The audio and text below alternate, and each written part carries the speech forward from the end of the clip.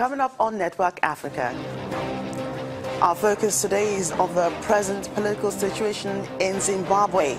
The former Vice President Emmerson Mnangagwa is billed to be sworn in as the new president on Friday, while celebrations continue across the country.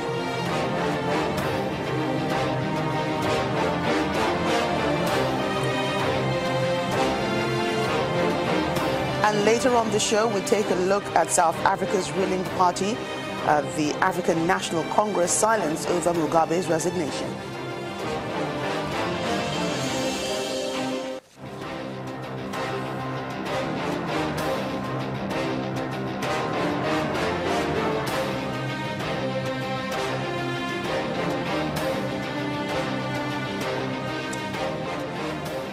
Welcome to the program. I'm Joke Rogers. The ruling ZANU-PF party in Zimbabwe says former Vice President Emmerson Mnangagwa will be sworn in as the new president on Friday.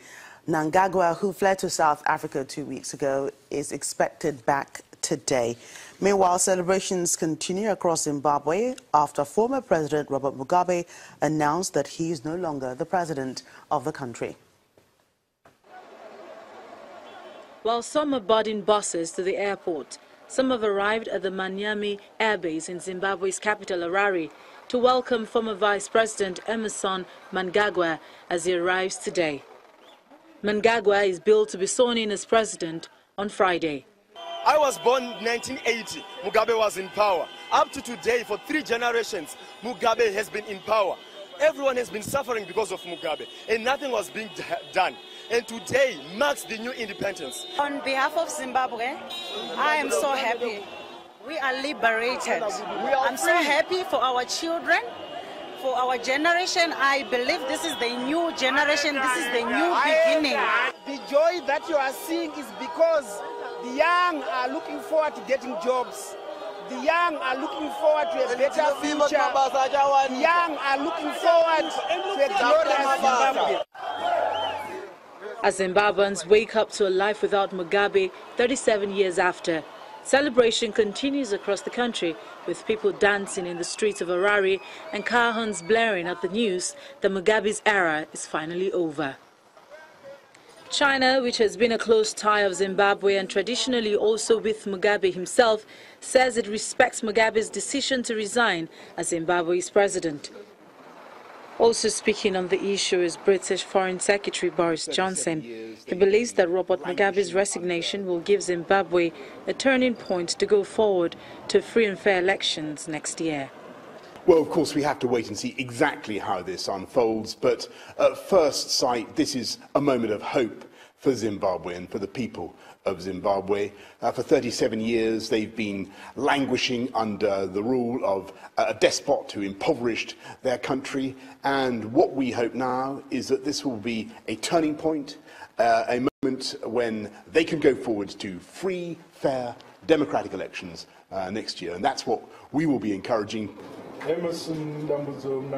Mnangagwa's sacking prompted the army to seize power after the ruling party ditched Mugabe and chose Mnangagwa as its leader.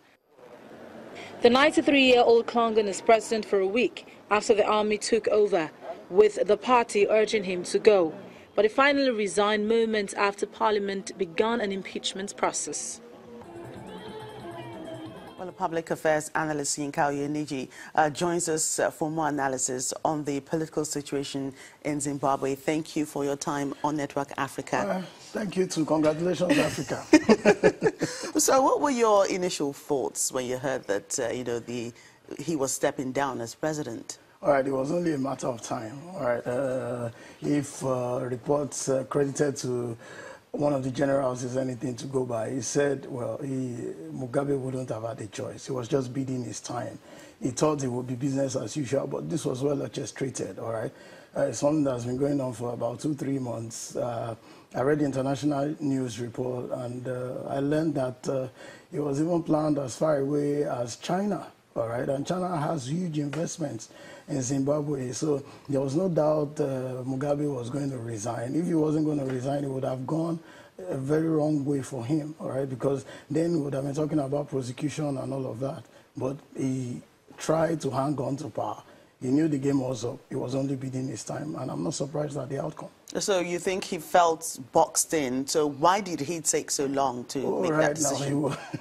Somebody said something. Let me share this joke. He said, if you put Mugabe's picture on your profile on Facebook, when you're about to remove it, it won't go away. It will stay there. So he typically just thought that I've done this for 37 years.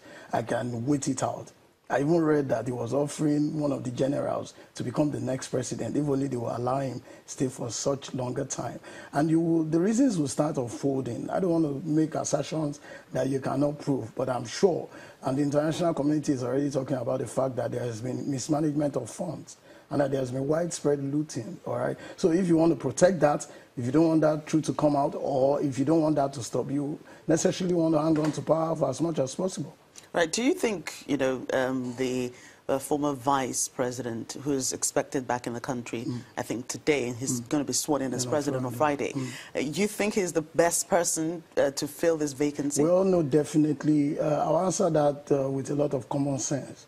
It's not the best person, but it's a person to be there for this short term. Like I said the last time I was here, a lot of people wanted Mugabe to leave, but no one was willing to lead the onslaught that would allow him or that would make him leave. All right, so for this time, you want that man in for a short while. Now, notice something. Ordinarily, this is not a coup. You can't ascribe it being a coup, number one. Number two, it's not an election, but it's like a necessary solution, like the doctrine of necessity that Nigeria adopted when we had Jonathan become acting president. So what would happen? You will find out that within the next 6 months, the international community will say, it's not a problem. We recognize what you have done. It's legitimate. However, you must begin to put machinery in place for proper elections to be held within 6 months. Nothing more than 18 months at the very maximum.